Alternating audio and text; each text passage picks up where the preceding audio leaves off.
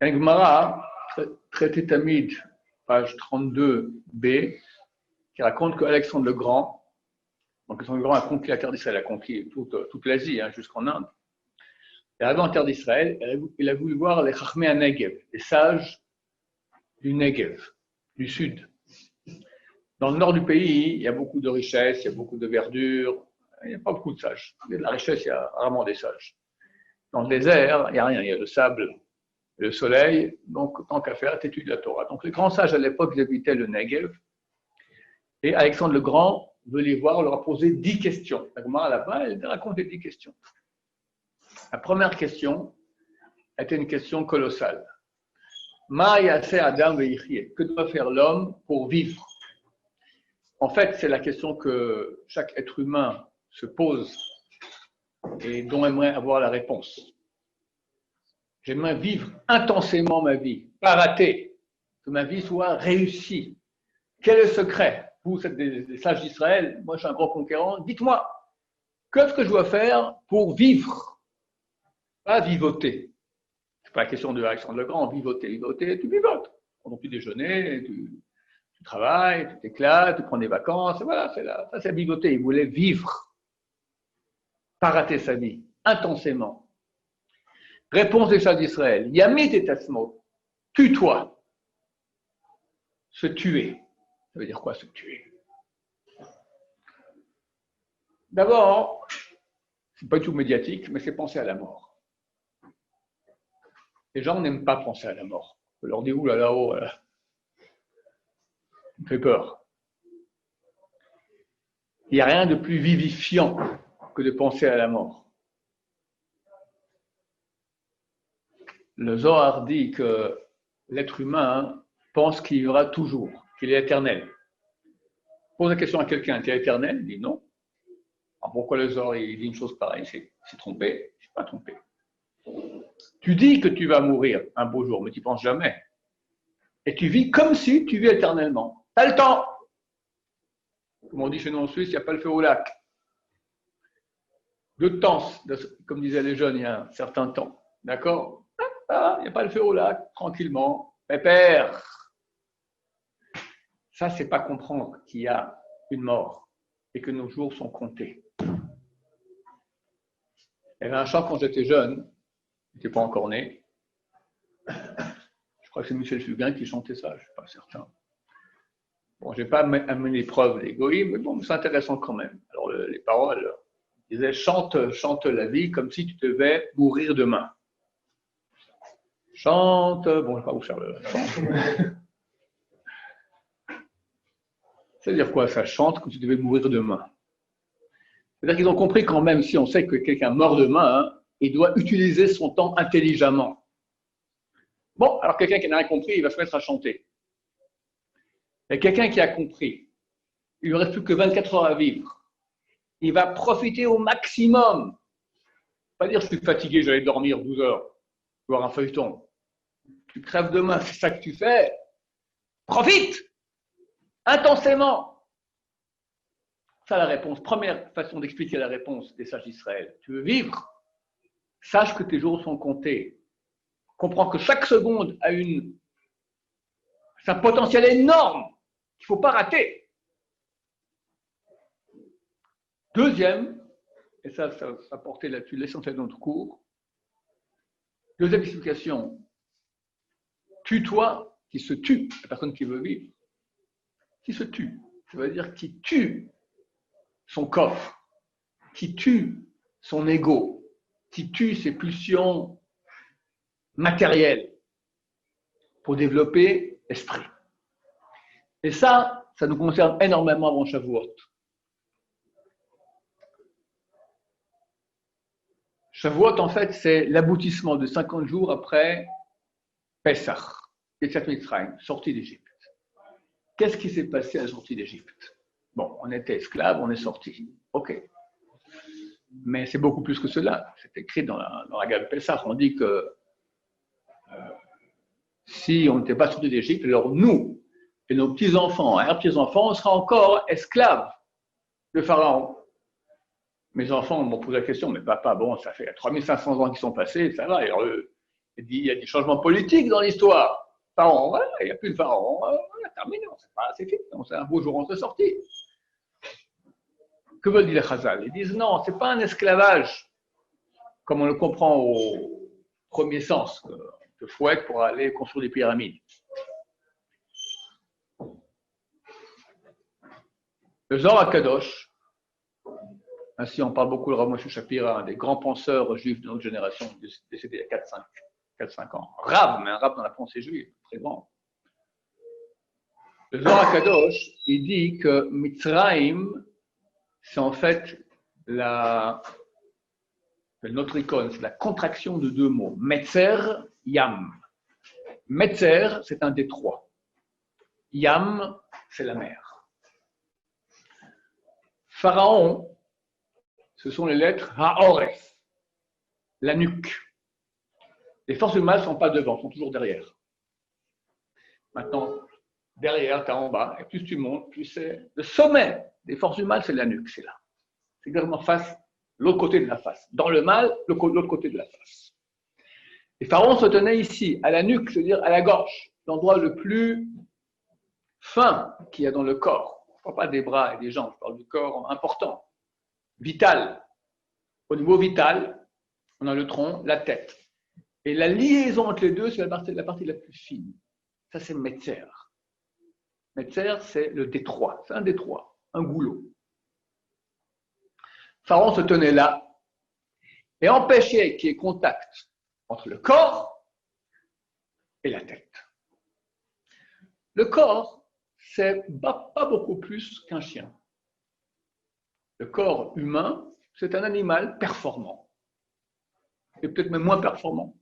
Il y a des choses pour lesquelles les chiens sont beaucoup plus calés que les hommes.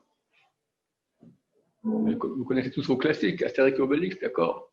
Idéfix pouvait se gratter l'oreille avec son pied. Essayez. Il est bien plus performant que vous.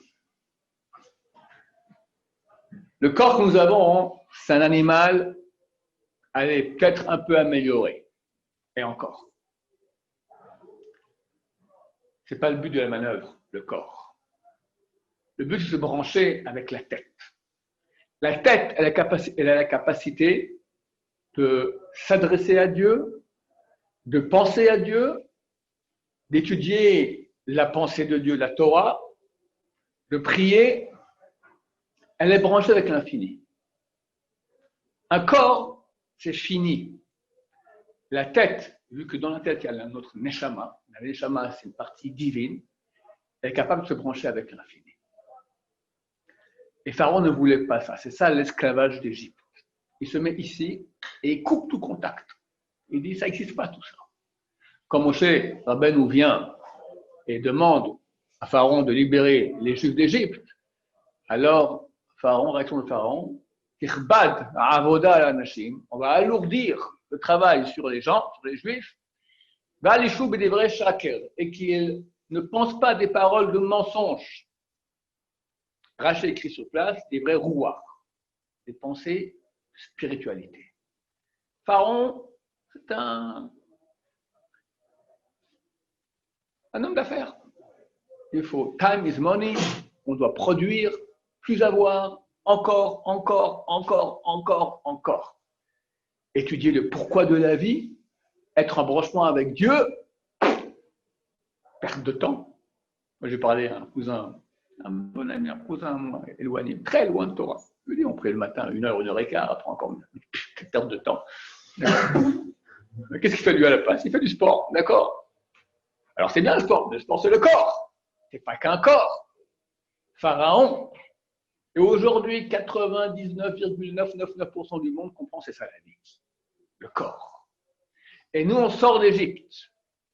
On sort de Metzer, Yam. Pourquoi il faut que j'explique le mot, c'est quoi le mot Yam? Metzer, c'est le détroit. Pourquoi Yam? C'est quoi Yam? Yam, c'est la mer. Valeur numérique, 50. Le rapport entre la tête et la mer. Il y a une notion dans le Talmud qui s'appelle Maim Shein Lahem Sof, de l'eau qui n'a pas de fin. Quelqu'un, en traité Yebamot, on parle des cas où, Chas Shalom, une personne, un monsieur marié, il est mort, il n'y a pas de trace, on n'a pas vu le corps, il n'y a pas de témoignage, personne n'a vu le corps mort. La femme ne peut pas se remarier. Quand il est vivant, il est parti au Mexique avec Conchita et il existe toujours. Et elle pense qu'il est mort et après se remarie, elle est adultère. Les enfants sont mamzerim. D'un beau jour, il revient, je préfère la Conchita, mais elle est déjà avec un autre, elle a deux maris. Ah ouais, d'accord. Alors, la pauvre, elle ne peut pas se remarier. Il y a des cas où on sait c'est impossible que l'homme il a pu survivre. Un cas, il est tombé à l'eau, naufrage en pleine mer, pas à 1 kilomètre du bord, d'accord, dans l'océan. Pourquoi? Parce qu'on appelle l'océan Maim Shein Sof, de l'eau qui n'a pas de fin. Il peut nager, il peut nager, il peut nager, et au bout d'un moment, ça ira pas. Il n'y a pas de fin. Plus profondément, chaque chose dans notre monde que nous connaissons, elle a une fin. La feuille, elle a 35 cm sur 25. La table, moi-même, le corps du moins, la maison, planète Terre, l'univers, 13,7 milliards d'années-lumière, tout a une limite. L'eau n'a pas de limite. L'eau, les limites de l'eau, c'est en fait quand tu mets de l'eau dans un contenant, l'eau va épouser les limites du contenu, du contenant. Le contenu qui est l'eau va épouser les limites du contenant qui est le verre. Donc, les limites du verre d'eau, c'est le verre. Les limites de la mer, c'est la terre ferme. Mais en soi, l'eau n'a pas de limite. Si je verse ici un verre d'eau, alors il va s'arrêter au moment où il n'y aura plus d'eau. Mais ce n'est pas parce qu'il a des limites en soi, c'est parce qu'il manque de l'eau. Mais si on mettait de l'eau sans cesse, il n'y a pas de limite, il n'y a pas de limite, il n'y a pas de limite, il n'y a pas de limite. D'accord? Ce n'est pas un objet qui a des limites. Donc, c'est tout à fait le symbole de l'infini, de l'eau qui n'a pas de fin. L'infini, le seul moyen d'accéder à l'infini, c'est par la tête, par notre neshama. Là, on peut penser à Dieu, on peut parler à Dieu, on peut étudier Dieu, comme j'ai dit auparavant. Pharaon, il est Mitzrayim, c'est ça, Metzeriam, on met un détroit au niveau de Yam, de l'infini. Impossible, tu resteras dans le fini. Tu resteras dans le fini, tu seras un producteur. Il faut que tu aies ton bac, sinon tu as raté ta vie. Après, il faut que tu aies quelques années d'études, bac plus, sinon tu es un nul. Et après, il faut que tu aies une belle voiture, plusieurs. Et puis tu as de l'argent, et un compte, et des belles vacances. Là, tu es quelqu'un. Tu as nourri ton corps. Tu es en Égypte, on n'a rien compris. D'accord? Comme dit le Message Charim, que le travail, c'est un esclavage comme Pharaon, qui nous fait oublier les vraies raisons du monde. Tu veux vivre, tue-toi. Tue. Alors, je ne dis pas qu'il faut commencer à aller dans les grottes et puis rien manger 40 jours et crever comme ça. Mais commencer à travailler, à mettre l'accent sur l'essentiel et pas sur l'accessoire. L'essentiel, c'est Hachem. C'est clair.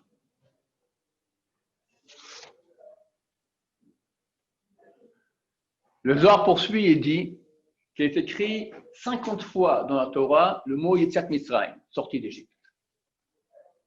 Pourquoi? Parce qu'on ne sort pas en une fois. En une fois que tu viens brancher avec Hachem. On a 50 jours par rapport aux 50 fois où c'est écrit Yetziat Mitzrayim dans la Torah. Chaque jour, sortir plus. Chaque jour, sortir plus. Chaque jour, sortir plus. Se libérer du monde fini, se brancher avec Hachem, avec l'infini. Le 50e don de la Torah. Là, c'est le branchement avec Hachem. Intéressant. On ne compte pas 50 jours, on compte 49. 49, qu'est-ce que c'est? C'est 7 fois 7. D'accord, c'est marqué dans la Torah, 7 fois 7 semaines. Pourquoi 7? Pourquoi 7 fois 7? Chaque objet, dans la réalité, il a 6 côtés, plus lui, qui est l'agent qui réunit les côtés ensemble. Un côté sans l'agent, c'est rien, d'accord? Ça fait 7. Et chacun des côtés, il a une relation avec les 6 autres.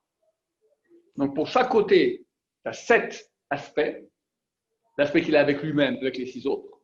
Et pour chaque côté, ça fait donc 7 fois 7. Et ça, c'est le monde limité, le monde fini, le monde de la mesure. C'est l'objet. Les 49, intéressant, c'est vraiment chez Sapira qui l'a dit, la gematria de 49, c'est la gematria du mot mida. Mida signifie mesure, frontière. Notre monde, le monde qu'on appelle le monde physique, s'appelle le monde gvul ou mida, de frontières et de mesures. Hachem veut qu'on quitte le monde du fini, qu'on quitte ce monde de mesures qui me fait penser qu'à au matériel et se brancher au 50e. Ça, c'est Yam. Yam, c'est valeur numérique, comme je dis, Yam. La mer, valeur numérique 50. Et on revoit ce même aspect de 50 aussi lorsque Yaakov Avinu revient d'exil chez Lavan avec ses enfants, ses troupeaux, etc. Il envoie des cadeaux à son frère Esav qui vient pour tuer avec 400 hommes. Il le rencontre, il fait 7 courbettes par terre et ils s'embrassent les deux. Et Esav lui dit, ton cadeau c'est très gentil, écoute, j'ai pas besoin. Yesh li rav, j'ai beaucoup. Reprends-le. Yaakov lui dit non, prends-le. Yesh li kol, j'ai tout. Esav lui dit yesh li rav, j'ai beaucoup. Beaucoup, c'est pas tout. Beaucoup, c'est beaucoup, mais c'est pas total. Donc il veut plus. Ça s'appelle le plus avoir. Je veux plus, et encore plus, et encore plus, et encore plus, et encore plus, et encore plus, et encore plus, et encore plus. On n'a jamais assez. Chazal dit, celui qui a 100, il veut 200. Regardez les millionnaires ou les milliardaires, ça ne s'arrête jamais. Pour plus. Tu as assez pour toi et 40 générations de... faut continuer. Aliéné à la matière. Yaakov dit, yesh li kol, j'ai tout. D'abord, je suis construit. On ne peut pas se construire avec. Quand on dit construit, c'est géré par la tête. La tête, elle gère. Quand c'est le corps, c'est un sauvage. Tu peux avoir des milliardaires, mais avec des gens malhonnêtes, agressifs, nerveux, trompent leur femme, complètement à côté de la plaque. Pour arriver à être quelqu'un de construit, c'est uniquement avec la tête. Ça, c'est Yaakov Avinu. J'ai tout. Je suis construit. Ce qu'on appelle le plus avoir ou le plus être. La sortie d'Égypte, Dieu nous dit arrête d'être dans le plus avoir et commence à être dans le plus être. La 50 étapes. Et qu'est-ce qui se passe? Alors, je veux le dire, je col, valeur numérique, 50 aussi. C'est exactement ça. Je suis branché avec, quand quelqu'un il a Dieu avec lui, il lui manque quelque chose, il ne manque plus rien. Alors, qu'est-ce qui se passe à Shavuot, le don de la Torah? Qu'est-ce qui s'est passé? La Gemara, dans traité Shabbat, page 104, elle pose la question d'où on apprend une méthode d'explication de la Torah qui s'appelle Notricon. Notricon, c'est on fait des contractions de mots. Elle donne l'exemple suivant. Elle dit le mot Anochi, qui est le premier mot des 10 commandements. Anochi, Notricon, ce sont en fait les initiales de 4 mots. Anna, c'est moi, c'est par rapport au Aleph. Nun, Nafshi, mon âme. Ktavit, j'ai écrit. Yehavit, j'ai donné. Quand Hachem dit Anochi, les sages d'Israël nous disent ça veut dire quoi? À ce moment-là, Hachem a pris son âme, il a écrit et nous l'a donné. C'est-à-dire que quand tu étudies la Torah, ce n'est pas que tu étudies un texte que Dieu a écrit. C'est beaucoup plus que ça. C'est marqué que Dieu et sa pensée et sa parole font un. Et ça, il m'a donné. Quand j'ai lu la Torah, j'étudie Dieu. Et Dieu a mis en moi lui-même. J'ai donné moi-même, j'ai donné mon âme. C'est un cadeau. C'est un cadeau. Ce n'est pas un texte. Pourquoi les peuples nous haïssent tellement? C'est marqué que le mont Sinaï s'appelait Horeb. Il a été surnommé Sinaï. Sinaï, ça vient du mot Sina en hébreu, qui signifie haine. Que ce jour-là, la haine des peuples contre nous est arrivée, bien sûr. Tu as Dieu en toi. C'est de quoi être jaloux. Et comment? Et chacun va prétendre que c'est lui qui a le vrai Dieu. Le Midrash, vous avez pas un peu chaud? Vous l'ouvrez un peu? Il faut ouvrir, hein, c'est bon. Le Midrash, il dit qu'il y avait un champ. Et dans ce champ, il y avait un brouhaha terrible. Chacun criait. Les tiges criaient, c'est pour moi que le champ a été planté. Le son, c'est la pelure du blé, disait, c'est pour moi que le champ a été planté. Et chacun comme ça hurlait. La graine se taisait, disait, bon, attendons la fin. Viendra le propriétaire du champ, on verra qu'est-ce qu'il fera. Beaucoup de religions sont venues et ont dit, c'est nous qui avons la vérité. Et les Juifs, ou bien Dieu les a délaissés, ou bien il a donné une Torah, une Bible encore améliorée, etc., etc. Et l'islam, ça tient, d'accord. À la fin viendra, c'est très bientôt, le propriétaire du champ, et qu'est-ce qu'il prend? Il prend les graines et les embrasse. Il montrera qui est le vrai. On a Dieu en nous. C'est ça ce grand cadeau qu'on a reçu. Ça veut dire quoi? Quand on monte à la Torah, on fait la bracha. Après qu'on ait eu la Torah, on dit Asher Natan Lanu Torat Emet, qui nous donne une Torah de vérité, et une vie éternelle, il a planté en nous. Tu as le Emet de la Torah et tu as l'éternité qui a été plantée en nous. Ça marche ensemble. Emet et éternité. Le contraire de Emet, c'est le mensonge. Personne ne veut investir dans du mensonge. On dit, écoute, voilà, il y a une maison achetée, 400 000 €, elle n'existe pas. Tu l'achètes, jamais de la vie. Donc, on mettra ton nom dans les journaux, que tu as fait une belle affaire. Voilà, tu ne peux pas acheter rien du tout. Le monde nous propose beaucoup de mensonges, énormément. Tout ce que propose à peu près le monde qui n'est pas juif, ce sont des mensonges. Moi, je kiffer animalement. Plus savoir, pour finir, ça disparaît. Pourquoi je dis que c'est un mensonge? Parce que ça ne reste pas. On te propose une chose qui a de la valeur, soi-disant, mais elle est très éphémère. Alors, quelle valeur ça a? Même dans le monde de la vérité. La vérité est vérité. Si maintenant je dis, voilà, ça, c'est une poule, on me rigole au nez. C'est pas la peine. C'est un mensonge. Ok, je dis, c'est un mouchoir en tissu. Vrai ou pas? Vrai. La vérité de ce mouchoir, elle est extrêmement éphémère. Dans 2-3 ans, l'espérance de vie d'un mouchoir, 2-3 ans après, terminé. Ou il est perdu, ou il est troué, ou il est usé, d'accord? Il disparaît. La table. Espérance de la vie de la table. Allez, 15 ans à tout casser. L'immeuble. Allez, 300 ans à tout casser. La planète Terre. Elle a déjà 4,5 milliards d'années. D'après Chazal, elle a encore 219 ans à vivre. D'après les scientifiques, allez, combien de temps? Allez, encore 4-5 milliards. Ok. L'univers, il a 13,7 milliards. Allez, il y a encore quelques dizaines de milliards. Combien ça vaut? Tous ceux qui font leur bac là. Combien ça vaut? 1 milliard de milliards de milliards de milliards de milliards, ce qui est beaucoup plus que l'espérance de vie de l'univers. Combien ça vaut par rapport à l'infini? 0. Rien. Rien. La seule chose qui reste, la seule chose qui est, c'est son être. L'être, c'est le nom qu'on lui donne. L'être. Être. C'est le nom de Dieu qu'on ne peut pas prononcer. Yud Ke Vav Ke. C'est une contraction de Haya Veillé, celui qui a été, est et sera. Ce qu'on traduit en français, éternel. C'est ça, être. Tu veux vivre. Tu veux vivre. Tue-toi. Tue les parties mauvaises qui te font perdre la vie. Toutes ces pulsions matérielles, mensongères. Branche-toi à ce qui est vraiment authentique.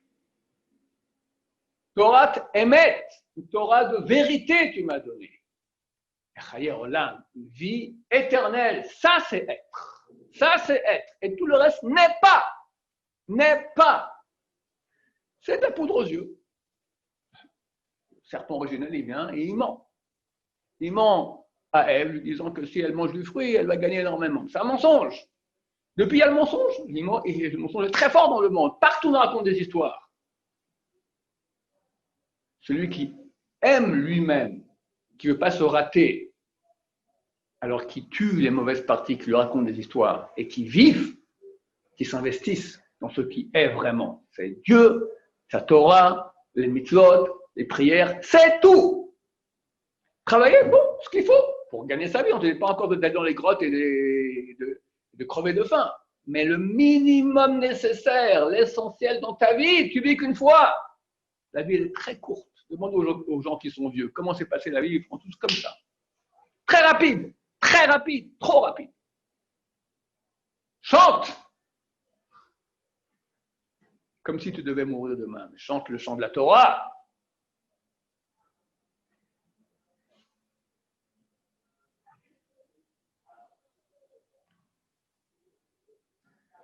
Je raconte souvent que quand j'expliquais il y a une dizaine d'années à mes enfants à la table de Shabbat que le fini n'a aucune valeur par rapport à l'infini.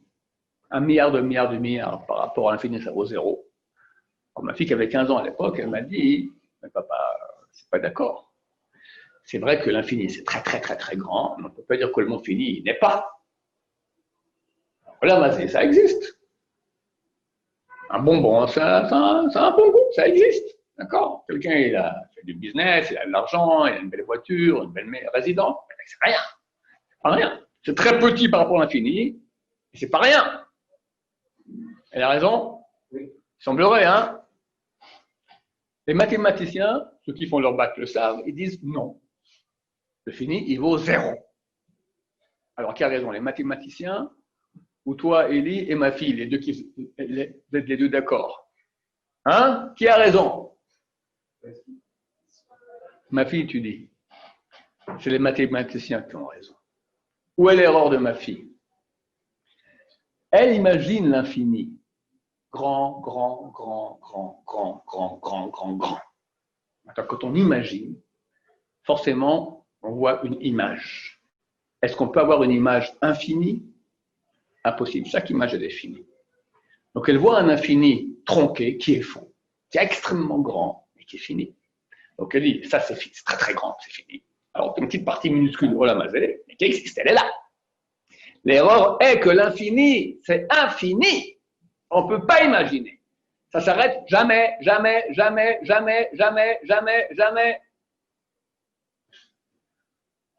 Alors, qu'est-ce que ça vaut, ton? Rien. Voilà. C'est ça, sortir d'Égypte. Comprendre qu'est-ce qu'on a reçu. Et pas continuer à investir dans le mesquin petit, j'ai gagné quelques euros, pauvre type. Un billet qui bientôt vaudra rien du tout, un coloré, d'accord, on est en pleine crise, si dans 2 mois c'est bon pour quelque chose, je serais super étonné. Et tu investis ta vie dans ça. Alors je répète, je ne dis pas de tout lâcher. J'y venais d'abord à la yeshiva, là, quelques temps. Ça oui, pour au moins une formation minimale. C'est un petit quelque chose dans Olam Haba. Mais mettre l'accent sur ce qui est essentiel et pas sur ce qui est accessoire. Et le corps, il est accessoire par rapport à nous. Moi, j'ai un corps, je ne suis pas un corps. Et ça, il dit, j'ai beaucoup. Plus avoir, nous, c'est plus être. C'est l'essentiel de moi-même. Quand j'étudie la Torah, il est écrit que ce que j'étudie, Dieu aussi l'étudie. On a le Gemara, traité Gittin, page 6. Il y a un cas, dans les juges, par Pilakesh Bakiva, une histoire assez sordide qu'il y a eu avec le peuple d'Israël. Ça a commencé avec un homme qui s'est fâché avec sa concubine et il l'a renvoyé. On demande là-bas pourquoi il a été renvoyé. Un rabbin, Rabbi Eviatar, il dit, parce qu'il a il a trouvé une mouche dans sa soupe. Rabbi Yonatan dit, il a trouvé un cheveu dans sa soupe. Ils ne sont pas d'accord. Agmara poursuit qu'un beau jour, Rabbi Shua Ben Levi rencontre Eliyahu Hanavi. Lui, Eliyahu Hanavi, qu'est-ce qu'il fait Dieu là maintenant? Dieu est en train d'étudier maintenant Pilekesh Bagiva, ce cas-là. Alors qu'est-ce qu'il dit? Il dit, mon fils, Rabbi Eviatar dit c'était une mouche, et mon fils, Rabbi Yonatan dit c'était un cheveu. C'est-à-dire que Dieu, ce que nous étudions ici, Dieu le dit. Parce qu'on fait un avec lui. Et au don de la Torah, il a donné la Torah. C'est-à-dire qu'il a dit, moi je ne m'en occupe plus. Torah écrite, c'est un de moi. La loi orale, qui est l'essentiel qui nous fait juge, c'est dans vos mains à vous. Je vous le racontais ici l'autre jour, la Gemara dans Sanhedrin, qui dit que à un moment, les sages d'Israël ont voulu dire que le roi Salomon n'a pas parole à Maba. À ce moment, il y a un feu qui est descendu du ciel qui commence à dévorer les sièges du Beth Midrash. Ils ont dit, on s'en fout, nous, on va tout droit. Tout à coup, ils voient devant eux le roi David. Je vous en supplie, regardez de nouveau bien, est-ce que vraiment il faut le sortir de l'Olamaba? Essayez.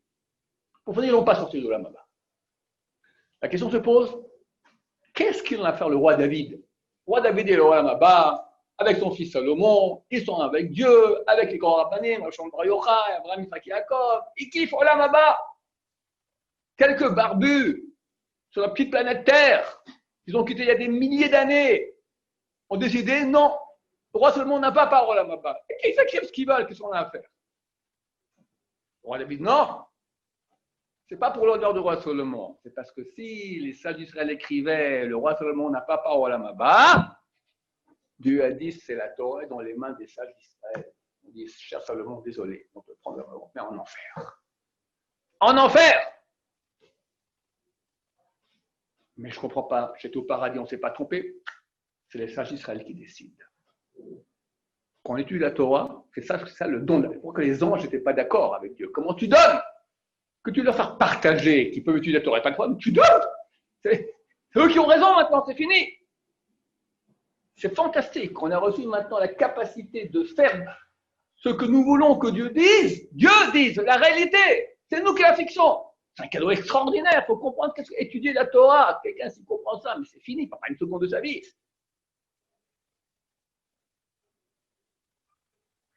De plus, la Torah, je vous dis maintenant les petits à côté qui y a en plus. L'essentiel, ce que je dis, c'est ça. Tu te branches avec l'infini. Tu fais un avec Dieu. Tu deviens Dieu. C'est marqué dans le traité Bava Batra, page 75b, qu'à la fin des temps, les tzadikim seront appelés au nom de Dieu. Elohim, Shakai, Utkevake, Kel, quoi, des êtres humains. Super gonflé de dire un truc pareil. Il y a un type qui a dit ça il y a 2000 ans, être mal fini, sur le croix, d'accord, je ne sais pas. Ils m'ont écrit d'ailleurs, si vous l'avez dit, donc c'est possible. C'est marqué à la fin des temps. À la fin des temps. Parce qu'un tzaddik qui étudie la Torah, il se branche avec Hachem, il devient divin. Il devient une partie d'Hachem. Chacun de nous, il a cette partie, mais elle est des fois minuscule. On ne sait même plus qu'elle existe. Mais quand tu vas l'alimenter avec étude de Torah, principalement, rien qui alimente plus l'âme que l'étude de Torah, tu reçois des parties, et encore, des parties divines, tu deviens un Dieu. Tu deviens un Dieu. Pas le Dieu, mais un Dieu, à l'image de Dieu. Évidemment, quand tu as fait des péchés, c'est extraordinaire. La dernière Mishnah, le traité Yoma, c'est une très belle parole de Rabbi Akiva, qui nous dit Amar Rabbi Akiva, dit Rabbi Akiva, Ashrachem Israël, bienheureux vous êtes Israël. Devant qui vous purifiez et qui vous purifie. C'est écrit, c'est la prophétie de Jérémie, Mikvé Israël Hachem. Le Mikvé d'Israël, c'est Dieu. On sait qu'un mikvé, c'est une faculté de purification. Mais limité. Aujourd'hui, que la femme nida, femme qui a une fois une menstruation dans sa vie, tant qu'elle n'a pas été au mikvé, elle a nida. La relation avec elle, c'est carrette. Retranchement de l'âme, très grave. Même 50 ans plus tard, tant qu'elle n'a pas été au mikvé, ça ne va pas. À l'époque du temple, il y avait moyen de se purifier de beaucoup d'autres impuretés que nous avons. Aujourd'hui, on a impureté de mort. Tout m'a touché un mort, ou dans un même endroit, il y avait un mort, touché quelqu'un qui a touché un mort, touché quelqu'un qui a touché un objet qui a touché un mort, etc. La pureté des reptiles morts, 8 sortes de reptiles qui rendent impurs. La pureté de Nevela, Zava, toutes sortes d'impuretés. Toutes ces impuretés, aujourd'hui, on les a. Enfin, on ne peut pas s'en purifier. À l'époque du temple, on peut tout finir par le mikvé. Le dernier acte, c'est mikvé. C'est ce qui purifie. Le mikvé ne peut pas purifier des péchés graves. Quelqu'un a fait Chilul Shabbat. Il a 1000 fois au mikvé, il restera le même avec son péché. Il a couché avec une femme, il a touché une femme interdite. Interdit. Il a regardé une femme interdite. Interdit. Il a regardé Hachem Ishmor, un film interdit. Le péché, il est là. Il a mangé pas cachère. il a mangé son bracha, il a pas fait de kiboul même. Tout ça, c'est des péchés. Tu peux tremper 10 000 fois au mikvé, ça ne change rien. Il y a un mikvé qui peut tout nettoyer. Mikvé Israël Hachem. Le mikvé d'Israël, c'est Dieu. Si tu prends Dieu et tu l'amènes dans toi, Dieu, c'est la pureté. Quand Dieu rentre en toi, mais toutes les saletés, elles partent. T'es propre. T'es propre. Génial. Il y a un mikvé qui nettoie tout. Hachem. Bon, alors, comment il est où ce mikvé? Je peux voir l'adresse. Tu as vu ici la bibliothèque, tu prends un livre Torah, tu étudies. Ça, tu fais rentrer Dieu en toi, ça nettoie tout. Il y a pour certains péchés graves, Rabbeinu Hari a donné des tikkunim, comme des façons de réparer. Quelqu'un, il était avec une femme nida, 82 jeunes de suite. Femme non juive, Shamishmar, 216 jeunes de suite. C'est énervé, 151, beaucoup énervé, 151 jeunes de suite. Zeral Batala, 84 jeunes de suite, etc. Des jeunes. Un jeune moyen, d'accord, je parle d'un jeune garçon moyen français, il est parti pour 30 ans de jeûne non-stop, d'accord? Il va être super maigrichon. Rabbeinu Hari, c'est l'auteur de toute la Kabbalah moderne qui a dévoilé cela. Il dit, ça c'est pour quelqu'un qui n'étudie pas, mais quelqu'un qui étudie beaucoup de Torah, il a besoin de rien. Aucun tikkun. La Torah nettoie tout. J'avais ici à la Yeshiva un élève, 25 ans, aujourd'hui c'est un proche collègue, Tem Chacham Chashou. Et quand je l'ai connu, il vient à un séminaire, la boucle d'oreille, la Goya, enfin, la totale. Puis il est venu un grand Tem Chacham ici à la Yeshiva, puis il dit, Podara, j'aimerais bien faire des tikkunim, réparer, comment je fais? Je vais voir le Rav Yosef. Elle le voit, il est encore vivant. Il lui dit, tu étudies, il fait un grand sourire, comme ça, une petite japra sur l'épaule, il dit, c'est bon, tu n'as besoin de rien. Mais il a fait des péchés terribles, pas 400 coups, 400 000 coups. Tu étudies la Torah, Mikvé Israël Hachem, ça purifie tout. Ça, c'est les à côté que je vous dis. C'est pas pour ça qu'il faut étudier. Étudier, c'est parce que c'est l'infini. Tu te branches avec Hachem, tu fais ça c'est extraordinaire. Mais en plus, ça nettoie tout. Et en plus, ça sauve du péché. Ça, c'est une marade connue dans le traité Souka, page 52b. La Gemara dit, si, comment on peut dire ce terme-là, naval, si ce crétin, non, plus que crétin, ce méchant, il t'a attrapé par du Yetzer Hara, notamment sexuel, quelqu'un a une pulsion, il ne va pas se retenir. Qu'est-ce que je fais? Il fait 4 fois le tour du quartier de maison en courant. Il fait une douche glacée. Ça ne part pas. La Gemara dit, ça ne partira pas. Parce que le Yetzer Hara, il fait de feu, et toi, tu es fait de chair. Et quand le feu se met en contact avec la chair, il dévore la chair. J'avais vu une chair qui peut vaincre le feu. C'est perdu d'avance, mon cher ami. Il y a un seul antidote. Un seul antidote. Traîne-le au Beth Midrash. Traîne-le. Il ne veut pas. Oh, c'est dur. Même s'il vient et s'assied ici, il regarde les oiseaux. Ou la Gemara, il regarde, il voit les bonnes femmes qui sortent dans la Gemara. Commencez à étudier. Eh bien, une chavruta. Reprends, tac, tac, tac, 1 heure, 2 heures, 2h30, 3 heures. Il n'y a plus rien. Qu'est-ce qui m'a pris? Je t'ai pris, je m'en fous. Agmara, elle dit, si ce Yetzer Hara, il est fait de pierre, il fond. S'il est fait de fer, il éclate. On pourrait croire qu'Agmara s'est trompée. Le fer qui doit fondre. Et la pierre doit éclater. Elle dit, la pierre fond et le métal, le fer, il éclate. J'ai vu une fois que les météorites, lorsqu'elles viennent de l'espace, elles rentrent dans l'atmosphère, c'est tellement chaud, la friction, que les particules métalliques qu'il y a des particules métalliques dans la météorite, elles éclatent par la chaleur. Les particules minérales, elles fondent par la chaleur. Le feu de la Torah, comme c'est écrit, Ko Dvari Kaesh Neum Hashem. Ainsi est ma parole comme le feu, discours de Dieu. Du feu! Un feu dont on a parlé auparavant qui vient et qui te brûle toutes les scories, d'accord? Ça enlève tous les péchés. Mais aussi, ça t'empêche de faire des péchés. Il prend le Yetzer Hara, tu veux embêter mon copain, tu fais un karcher comme ça et le Yetzer Hara part en courant. Il n'y a que l'étude de Torah qui a la capacité de calmer le Yetzirah qui est fait de feu. Donc ça nous sauve du péché, ça nous nettoie du péché, ça nous branche avec l'infini. Ça nous donne tout le langage de Olam Haba, c'est que Torah.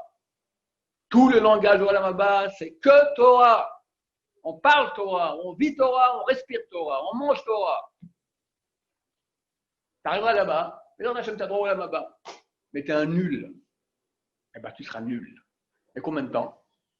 Infiniment. Vous comprenez, messieurs, là, ceux qui nous écoutent là, venez à la yeshiva au moins 1 an. Ne sois pas un nul de nul, c'est un peu plus. En attendant, il faut étudier, pas perdre une minute. Chante comme tu devais mourir demain. Chante la Torah. Il reste 5 minutes.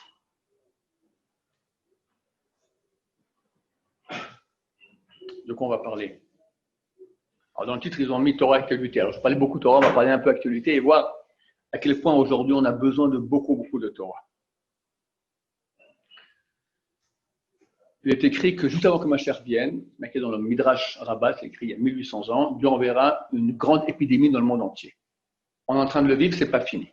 Il y a des gens qui se disent, voilà, c'est passé, des confinements, ils se mettent le doigt dans l'œil un peu plus profondément. On parle de deuxième vague, pire. C'est une autre fois dans les écrits de Chazal, juste avant que Mashiach vienne. Qu'est-ce qui est écrit? C'est dans Tosfot, la première page traitée à Bodazara. Juste avant que Mashiach vienne, l'Iran doit tomber dans les mains de Rome. Rome, c'est le monde occidental. C'est le fer de lance du monde occidental, c'est Rome, à l'époque. Aujourd'hui, c'est l'Amérique. On doit vivre juste avant que Mashiach vienne, on doit vivre une guerre entre l'Iran et l'Amérique, et l'Iran doit perdre. Il semblerait que cette guerre est extrêmement proche. Si on regarde les nouvelles, on voit que c'est très proche. Trump a mis un veto qui l'empêchait de rentrer en guerre contre l'Iran sans que le Congrès soit d'accord.